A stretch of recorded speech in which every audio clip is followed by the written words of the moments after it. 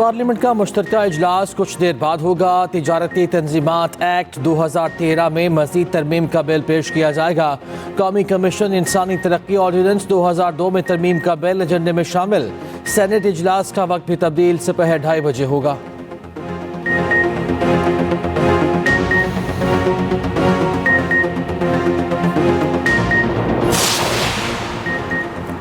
پاکستان اور آذربائیجان کے درمیان تصویراتی شراکت داری ہے۔ توانائی کے شعبے میں آذربائیجان کی صلاحیتوں سے فائدہ اٹھائیں گے۔ وزیر دفاع خواجہ آصف کا پاکستان آذربائیجان مشترکہ کمیشن اجلاس سے خطاب، کہا دونوں ممالک ای ویزا اور براہ راست پروازوں کے لیے کام کر رہے ہیں۔ دفاعی شعبے میں معاہدوں میں تعلقات مزید مضبوط ہوں گے۔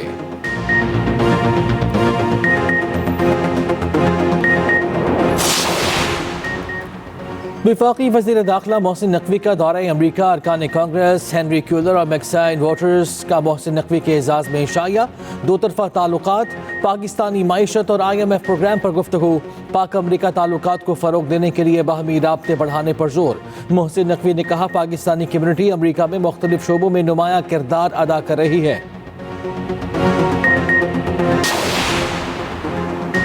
ایڈیشنل رجسٹرار جوڈیشل نذر عباس نے توہین عدالت کا شو کاز نوٹس چیلنج کر دیا۔ توہین عدالت کی کارروائی پر حکم امتناع کی درخواست بھی کر دی۔ سپریم کورٹ نے نذر عباس کی انٹرا کورٹ اپیل پر 6 رکنی بینچ تشکیل دے دیا۔ جسٹس جمال مندوخیل کی سربراہی میں بینچ 27 جنوری کو سماعت کرے گا۔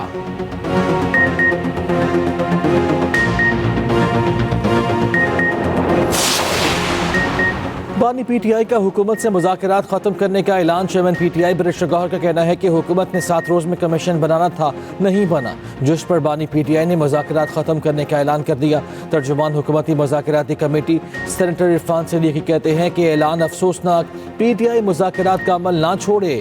وزیر دفاع خواجہ آصف نے کہا مذاکرات والوں کو خود بھی پتہ تھا کوئی نتیجہ نہیں نکلنا۔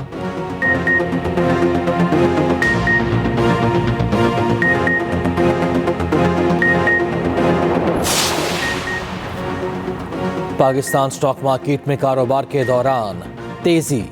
ہنڈن انڈیکس میں 1200 سے زائد پوائنٹس کا اضافہ، 1,15,251 پوائنٹس پر ٹریڈنگ۔ انٹر بینک میں ڈالر 17 پیسے سستا۔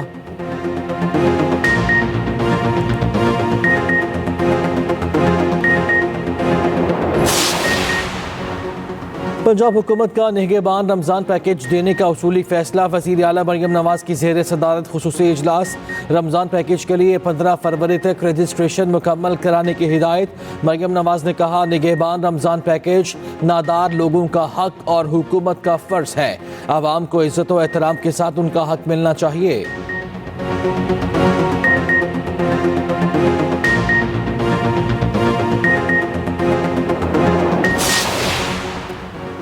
خیبر پختونخوا میں ہیلی ایمبولینس سروس کا آغاز، آخری مراحل میں فرضی اور تربیتی مشقیں جاری۔ وزیر اعلیٰ علی امین گناپور نے کہا صوبائی حکومت کے ہیلی کاپٹر کو ایمبولینس سروس کے لیے استعمال کیا جائے گا۔ مریضوں اور زخمیوں کو دور دراز کے علاقوں سے علاج معالجے کے لیے منتقل کیا جائے گا۔ ضرورت پڑنے پر سیٹوں کی جگہ عارضی اسٹریچر لگایا جائے گا۔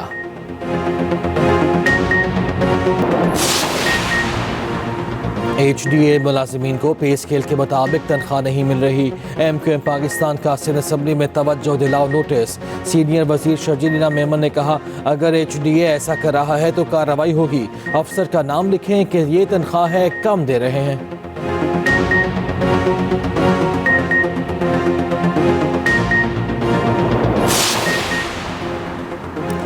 مشیر اطلاعات بیرسٹر صاحب کہتے ہیں کہ پیکا ایکٹ آزادی صحافت پر شب خون مارنے کے مترادف ہے۔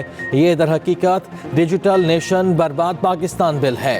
اس کی مذمت کرتے ہیں۔ حکومت نے کالے قوانین کے ذریعے ذرائع ابلاغ کی آزادی سلب کر لی ہے۔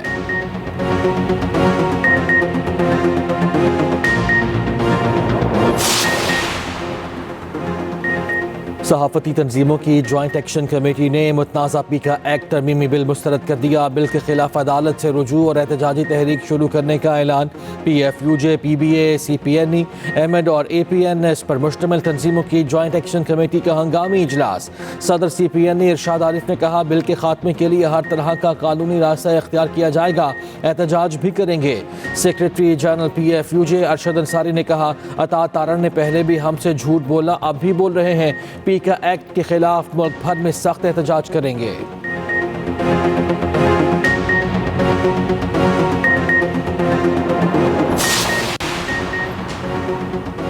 کرم کے لیے ادویات کی مزید کھیپ روانہ. مشیر صحت خیبر پختونخوا احتشام علی کا کہنا ہے کہ ادویات ایم ایس پارا چنار کے حوالے کی جائیں گی. ادویات کی اگلی کھیپ آئندہ ہفتے روانہ کی جائے گی.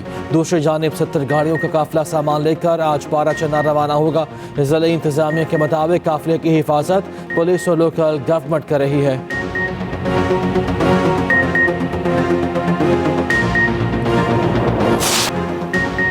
پاکستان سمیت دنیا بھر میں تعلیم کا دن آج منایا جا رہا ہے. صدر وزیر اعظم کا تعلیم کے عالمی دن پر پیغام.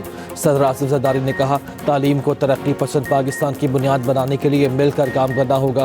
وزیر اعظم شہباز شریف نے کہا افراد اور معاشرے کو بااختیار بنانے میں تعلیم کا اہم کردار ہے.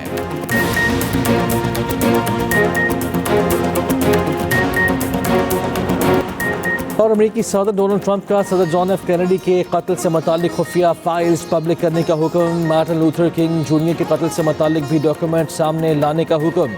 ادھر امریکی وفاقی جج نے شہریت کے پیدائشی حق کو منسوخ کرنے سے متعلق صدارتی حکم نامہ عارضی طور پر معطل کر دیا.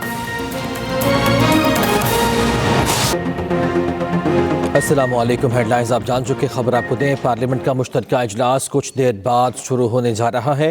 چیئرمین سینٹ سید یوسف رضا گیلانی ایوان میں پہنچ گئے ہیں. سینیٹرز اور ایم این ایز کی آمد کا سلسلہ جاری ہے. تجارتی تنظیمات ایکٹ 2013 میں مزید ترمیم کا بل پیش کیا جائے گا. تفصیل جان لیتے ہیں، ہمارے نمائندے وقاص احمد ہمارے ساتھ موجود ہیں. وقاص بتائیے گا. جی بالکل، دیکھیں پارلیمنٹ کا مشترکہ اجلاس آج 10 بجے شروع ہونا تھا، لیکن 1 گھنٹہ گزرنے کے باوجود پارلیمنٹ کا مشترکہ اجلاس وہ تاحال شروع نہیں ہو سکا. لیکن جو حکومتی اراکین ہیں ان کی اکثریت اس وقت ایوان میں پہنچ چکی ہے، جبکہ جو اپوزیشن کی بات کریں تو جے یو آئی فے کے اراکین اس وقت ایوان کے اندر موجود ہیں. لیکن سنی اتحاد کونسل اور پاکستان تحریک انصاف کے جو اراکین ہیں ان میں سے کوئی بھی ممبر اس وقت تک ایوان کے اندر نہیں پہنچ سکا. اس کے ساتھ ساتھ وزیر اعظم شہباز شریف ایوان میں ابھی تک نہیں آئے. بلاول بھٹو زرداری اور پاکستان پیپلز پارٹی کی جو مرکزی قیادت ہے وہ بھی اس وقت ایوان میں نہیں پہنچ سکی. انتظار کیا جا رہا ہے کہ جو ہی اسپیکر قومی اسمبلی یہاں پر پہنچیں گے تو اجلاس کی کارروائی کا باضابطہ طور پر آغاز کیا جائے گا.